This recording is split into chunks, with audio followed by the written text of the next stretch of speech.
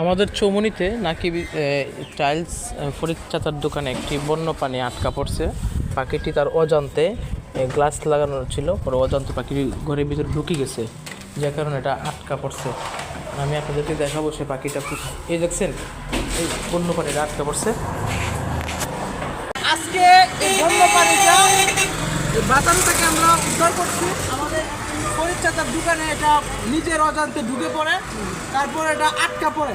দোকানে কেউ ছিল না, আমি রাকিবকে ফোন দিয়েছি। ফোন দেওয়ার পরে ও আর নোয়াপাড়া আছে কিন্তু এখানে নাই। তো আজকে বন্যপ্রাণীটা উদ্ধার করছি। আমার সঙ্গে ছিল আমাদের বন্যপ্রাণী সোসাইটির আমার কাছের এবং আমার প্রাণপ্রিয় ভাই নাইম ছিল, সুমন ভাই ছিল, এ ভাইও ছিল। তো এখন আমরা এটা উদ্ধার করছি। এখন এটা আমরা মুক্ত আকাশে এটাকে অবমুক্ত করব। তো আমরা সবাই এই আমি থাকবো না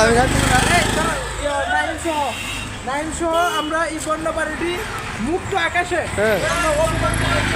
তো সবাই পাখিকে সবাই ভালোবাসবেন। বন্যপ্রাণী